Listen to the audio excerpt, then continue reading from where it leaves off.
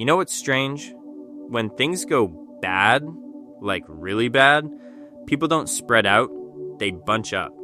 Highways, gas stations, big stores, everyone rushes to the same places at the same time. And I get it. Panic does that. But here's the problem. Those places, they turn dangerous fast. Meanwhile, there are a few spots nobody really thinks about. Places that, weirdly enough, become safer the moment everyone else leaves. Not comfortable, not pretty, but safe enough to make a difference. I remember walking through an industrial zone once, late evening. Not even during a crisis, just quiet. Big, empty buildings, no people, just wind hitting metal doors. And it hit me. If something serious ever happened, nobody would come here. That's the thing about industrial areas, they don't attract attention. You've got space, strong structures, sometimes even tools lying around. Yeah, you've got to watch for hazards, but compared to being stuck in a crowd, I'd take empty over chaos. Then there are those small rural schools. You've probably driven past one without even noticing. One building, maybe a dusty field. But inside, kitchens, water, bathrooms, sometimes backup power. It's not built to be a fortress, but it can become one real quick. And nobody's fighting to get in. Now this next one, I hesitated the first time I even thought about it. Cemeteries, yeah, I know. Something about them just makes you uncomfortable. But that's exactly why they work. They're quiet, usually fenced, almost 0-foot traffic during a crisis. You're not staying forever, you're just using it as a low-profile place to stay out of sight. And sometimes not being seen is everything. I've also seen people completely overlook warehouses. Not the big brand ones on highways, I mean the smaller, off-route warehouses.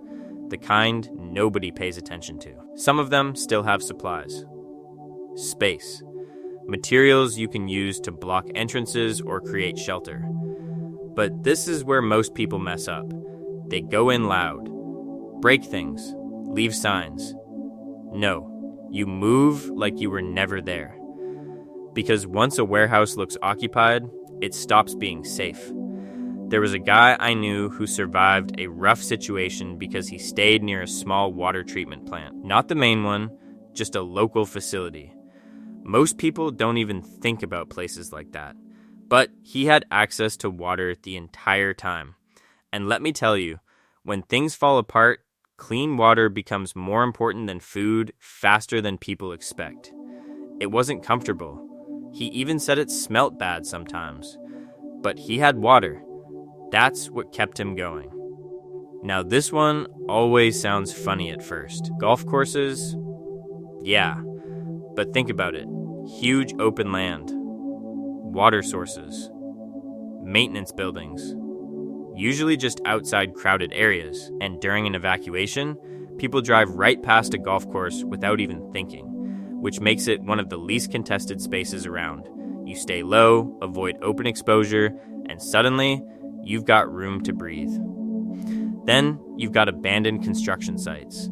These are risky, I won't lie. Unfinished floors, sharp edges, things can go wrong if you're careless. But they also have materials, tools, half-built shelters. If you take your time, you can turn a construction site into something usable pretty quickly. But rushing in blindly? Yeah, that's how people get hurt before anything else even starts.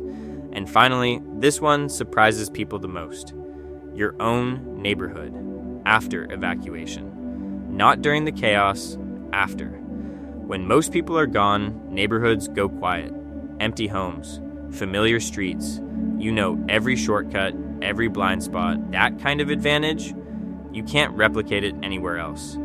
But let me be clear, if you stay too long and others start coming back or passing through, that same quiet place can turn dangerous real fast.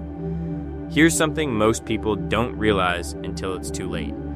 You're not looking for the best place. You're looking for the place nobody else thinks is the best.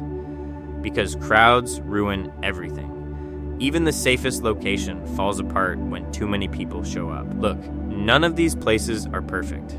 Every option has risk. Every choice feels uncertain. You're gonna hesitate. That's normal. Part of you will want to just follow everyone else and hope for the best. But sometimes, that's the worst move you can make. Sometimes the right place is the one that feels a little strange, a little uncomfortable, a little overlooked. And that small decision to not follow the crowd might be the one thing that keeps you alive. All right, I'll leave it there. If this gave you something to think about, hit subscribe, like the video, and let me know your thoughts in the comments.